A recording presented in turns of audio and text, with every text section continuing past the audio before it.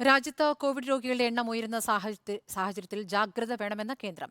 സംസ്ഥാനങ്ങൾക്ക് കേന്ദ്ര സർക്കാർ കത്തയച്ചു.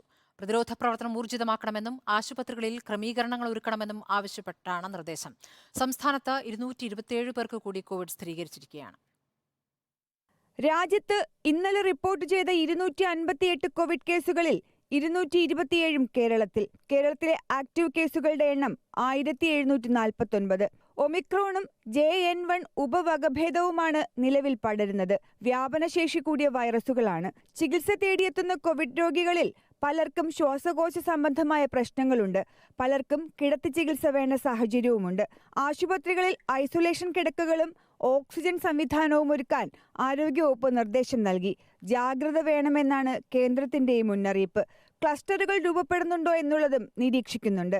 ഡിസംബർ മാസം ഇതുവരെ 20 മരണമാണ് റിപ്പോർട്ട് ചെയ്തത്. ഇതിൽ 10 കേരളത്തിൽ.